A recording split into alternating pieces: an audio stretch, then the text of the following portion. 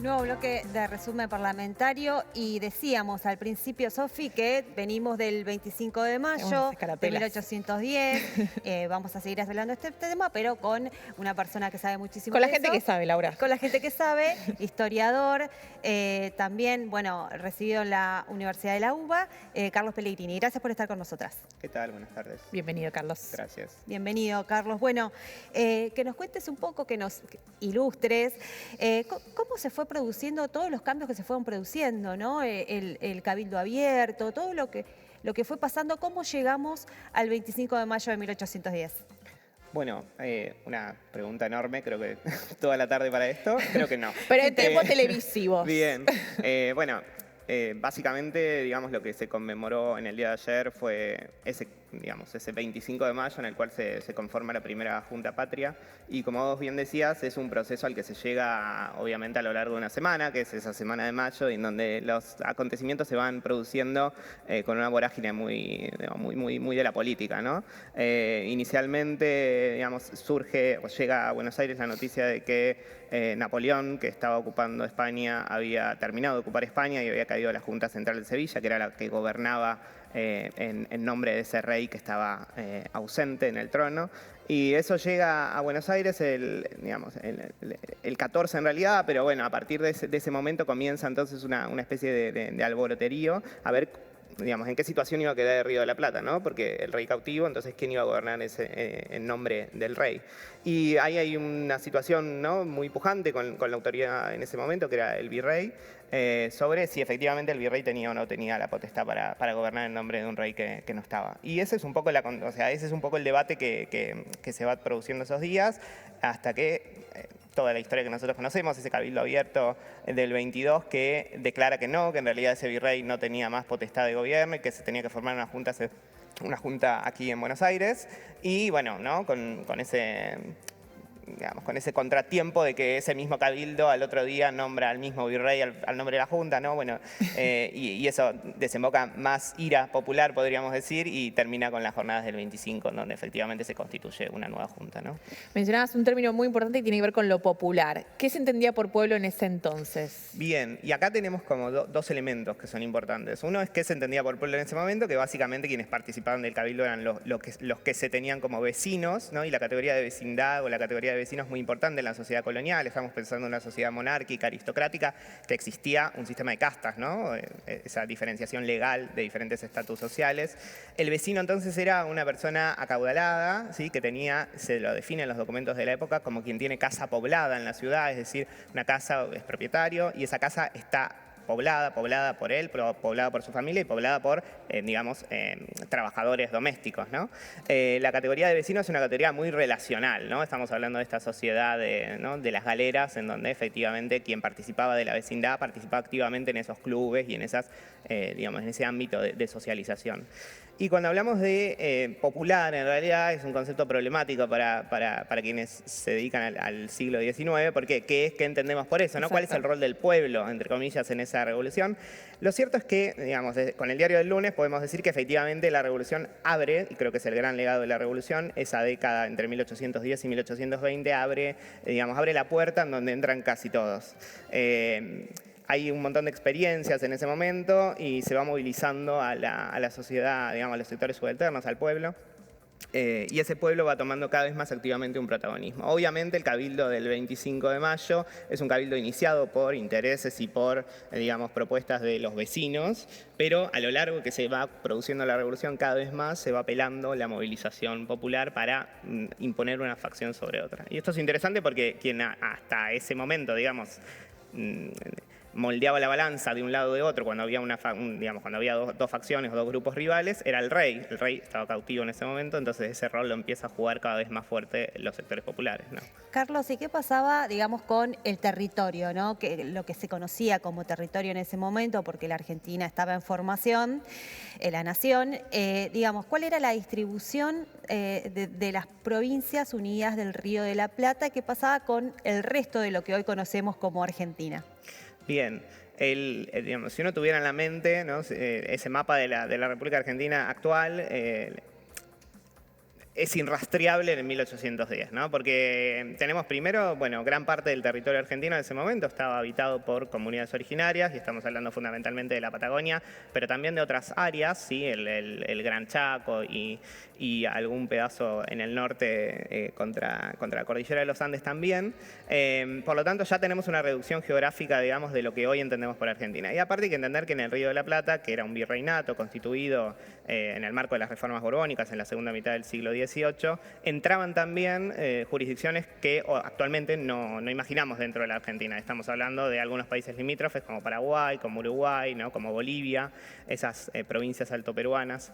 Y este mapa se va, digamos, cuando la Revolución de Mayo comienza, ese 25 de mayo, empieza, o unos días antes, pero cuando empieza en ese momento, empieza como la aventura de un grupo de porteños.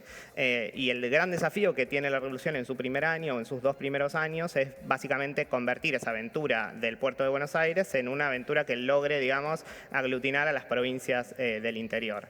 Y bueno, ese va a ser un proceso bastante duro y violento en el cual va a lograr, digamos, aglutinar a las provincias que hoy son parte básicamente de la República Argentina. Estamos hablando del interior y tiene algunos problemas en Córdoba y en el norte, y otros territorios, entre muchas comillas, se le van a escapar, ¿no? Porque van a encontrar otras formas de organización. La banda oriental va a mantener, digamos, la lealtad a España por unos largos años más. El caso del Paraguay se independiza rápidamente tanto de España como del Río de la Plata, y el caso de Bolivia, o la actual Bolivia, las provincias altoperuanas, van a tener un estatus más híbrido, porque van a formalmente ser parte de las Provincias Unidas. De hecho, nuestra Constitución, nuestra Declaración de Independencia en el 16 hay firma de diputados altoperuanos, o sea que hasta ese momento todavía formaban parte, pero estaban durante la mayor parte del periodo revolucionario ocupadas por el ejército realista.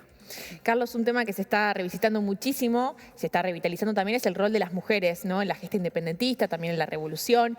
Preguntarte cuál fue el rol de las mujeres. Bien, y es algo que se está, digamos, reviendo en la historia en general. Exacto. Y esto tiene que ver con, bueno, precisamente un sujeto que es un sujeto revolucionario en ese momento también, y que ha sido, digamos, acallado por los libros de historia.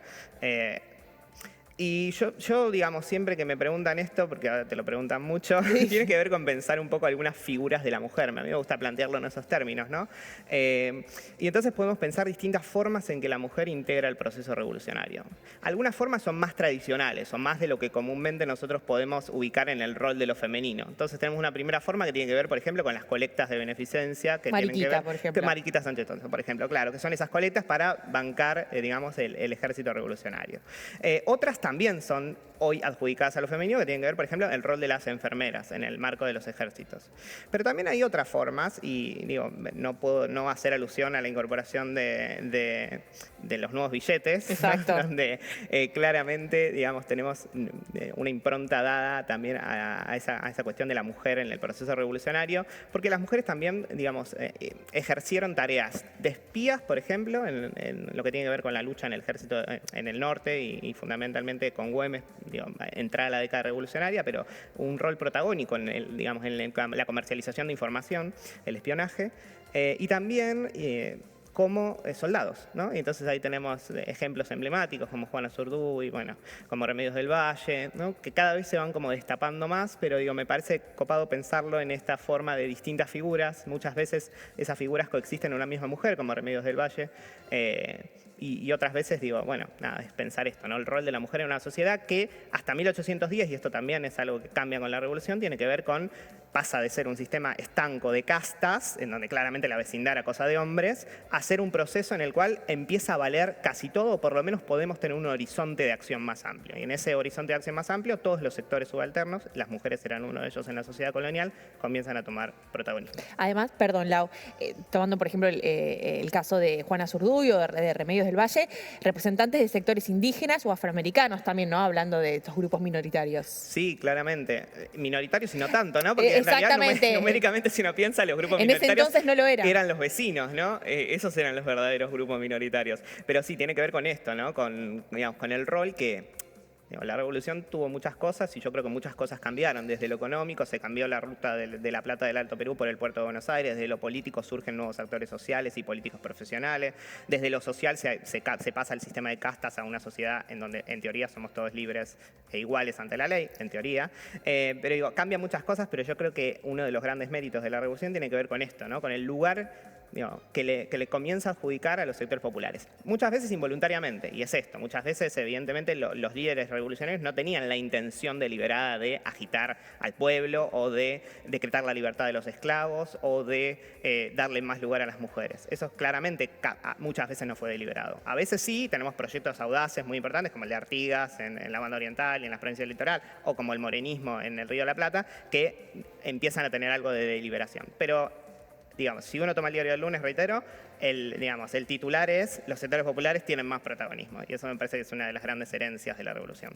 Carlos, quería consultarte por el contexto internacional en ese momento, porque, bueno, en 1776 fue la revolución, la independencia de Estados Unidos, también después vino la Revolución Francesa en 1789, luego en 1810 la Revolución de Mayo en nuestro país, bueno, lo que se conocía, ¿no?, en ese momento como nuestro país. Digamos, ¿cómo influyó ese contexto internacional en la Revolución de Mayo?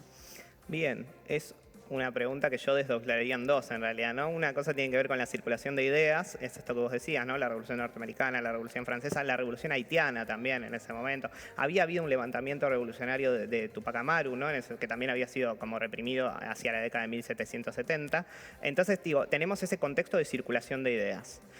Uno tiende a pensar que la Revolución de Mayo es casi como que heredera de la Revolución Francesa en estos términos, ¿no? De un ciclo revolucionario. Exacto. Y la verdad que si uno se pone, incluso si uno revisa, las fuentes del 25 de mayo, la apelación no es a somos uno indivisibles como la Revolución de la Revolución Francesa, sino que se apela al pactismo español, que es una tradición mucho más medieval en términos de ideología política, ¿no? O sea, los revolucionarios que están diciendo en el Cabildo de 1810 es la retroversión de la soberanía al pueblo, que es algo que es propio, reitero, del pactismo de la monarquía española, ¿sí? No de las ideas de libertad, igualdad y fraternidad de la Revolución Francesa. Pero cierto es que hay una circulación de ideas y esto es como casos que se van copiando, ¿no? De hecho, los propios revolucionarios tienen tanto miedo a la agitación de los sectores populares por precisamente las experiencias anteriores. Tenemos la experiencia de los jacobinos en Francia y el terror jacobino que significó una gran cantidad de muertes, la insurrección esclava en Haití, la rebelión de Tupac Amaru en Bolivia. Todos esos ejemplos de radicalización, podríamos decir, del proceso revolucionario están en la mente de los revolucionarios de Mayo y eso es lo que tratan de evitar. Lo mismo en Estados Unidos, que tuvo la revolución, si bien fue hecha por colonos blancos, etcétera, tuvo, matices problemáticas desde el punto de vista de la cuestión social. Entonces, digo, eso por un lado, y por otro lado, cuando hablamos de contexto internacional, obviamente estamos hablando de esto, ¿no? Hay un cambio de clima de época, lo que nos gusta decir a los historiadores, que tiene que ver con esto, con que hay nuevas ideas circulando. Y todo esto, Argentina o el Río de la Plata no es la única rebelión americana de 1810. En 1809 y hasta 1811, prácticamente casi todas las ciudades coloniales en América van a afrontar procesos de revolución. Y esto tiene que ver, primero, con la situación estructural de debilidad de la corona hispánica, que en este momento tiene un rey ausente. Exacto. Con esta tradición de pactismo, que es que cuando el rey...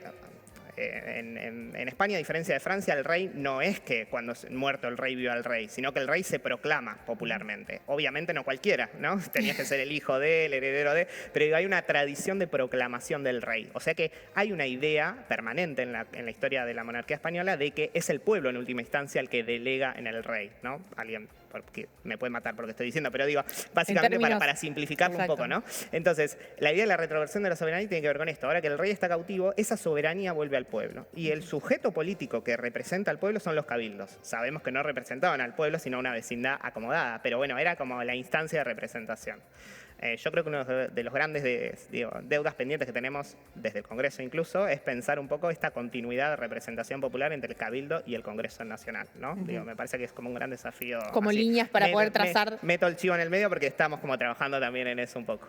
Perfecto. Bueno, Carlos, muchísimas gracias. La verdad que es un tema que televisivamente a veces quizás queda muy acotado en esta explicación, pero la verdad que nos encantó. Podríamos estar todo el día charlando, Carlos. Es muy interesante este revisionismo histórico también, ¿no? Como Sí. estamos haciendo. Hoy paso A las también- 4. Exactamente, eso iba a decir. Sí, hoy a las 4 a las 16 horas, en el marco del ciclo Albores de la Patria, que es un ciclo encabezado por las dos direcciones de cultura, tanto del Senado como de Diputados, va a haber una actividad en el Salón de los Pasos Perdidos, en la Cámara de Diputados, donde está invitado Gabriel Di Meglio, que fue hasta hace poco tiempo director del Museo del Cabildo y la Revolución y actualmente es director del Museo Histórico Nacional. Fue profesor mío también. Así que nada, están todos invitados. Me parece que va a ser súper interesante pensar estas cuestiones. Perfecto. Al Gracias. conversatorio Plebeyos y Elites en el origen de la patria, así que hoy a las 4 de la tarde para seguir recordando esta fecha. Gracias, Carlos. Muchísimas gracias. A ustedes. Lau, nos vamos a una pequeña pausa y ya regresamos. Dale.